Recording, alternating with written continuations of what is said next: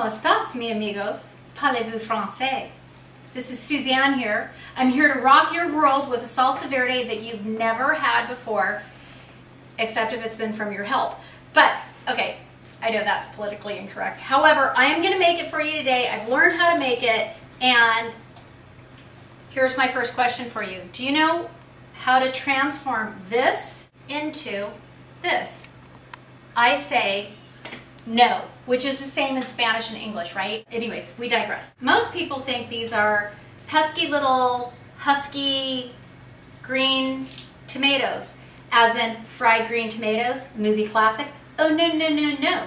These are tomatillos, which I think are in a family of tomato. And trust me, I know I'm going to get 42 YouTube comments telling me exactly where a tomatillo comes from. But I'd like to tell you where a tomatillo comes from. It comes from the ground, or a stalk, or something. But it makes a glorious salsa. Okay, that's all we really care about for purposes of this demonstration. So what we do first is we take these tomatillos and we husk them, okay? And when you husk them, oddly enough, you're going to feel they're very tacky. It's kind of almost a soapy, tacky feeling. So what you want to do is husk them all, put them in a bowl in your sink, and wash them. Yeah, I know, it's kind of weird, but that's what you have to do.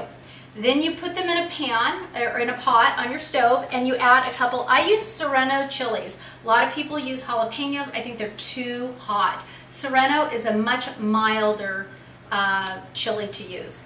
So you boil them, and this is what it looks like. Okay, so I took you a step downtown, round, peeled, husked, boiled, and here they are. You don't want to drain the water out. For this amount of tomatillos, which is, I'm going to say around 20, I use 2 Serrano chilies. So it's very easy from this point on. You want to take them, put them in your blender, and you don't even need to cut the ends out of them. You just stick them all in your blender. But it's important not to drain them. Why? Because you want to retain a little bit of the liquid in there. Okay, so we're going to put them all in there. Then we're going to take a few garlic cloves. Okay, I'm just going to say, I'm going to put 2 because I'm going to be like judicial or judicious, or anyways. Then we're going to take some red onion, put a little red onion in there, give it a little zippy-doo-dah, and some cilantro, okay? I have cilantro on hand at all times. That's cilantro, garlic, red onions. Those are a few of the staples in my house. I always have. You could call on me in the middle of a complete nuclear winter, and I would have fresh cilantro, a garlic, and red onions. I'm just saying.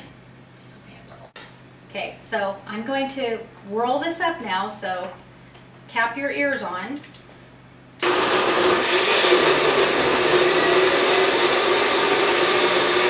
Okay, you can see how the color is very different. If I show you right now the color of that versus this, okay? It's partially emulsified. Emulsification is when you're churning, putting things together. This is settled down. So I made this previously and it sat in the refrigerator and calmed down a little bit. After you kind of get it to that flavor profile that you like, you put it in the refrigerator, and then it will kind of, I mean, it's kind of a funky word to use, but it'll congeal and it'll get firmer like that is right there. First time I made it, I had been given the recipe and I looked it up online and I made it multiple times. And I threw it away like the first 4 times because when I finished making it, it was so loose, it was so liquidy, and I kept thinking, I've done something wrong. But oh, no, no, no, mi amigos, it is in letting it cool down and letting it congeal. And I know that's probably the wrong word, but whatever. So here we go. Let us see.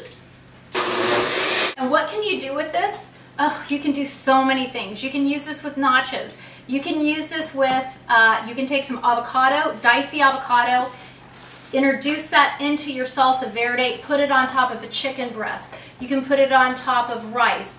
I use this with, you take a black bean, you puree the black bean, you put some salsa in it, puree it, put a dollop of that with some sour cream. This has so many uses, a plethora of uses. You can put it over cheese enchiladas. You can put it again on your shoe and eat it, as I'm so fond of saying. But actually, there's quite a few things I make that you could eat off your shoe. I'm just telling you. So anyways, we're gonna taste it one more time, see how it is, put it in the refrigerator, and then we'll make salsa roja.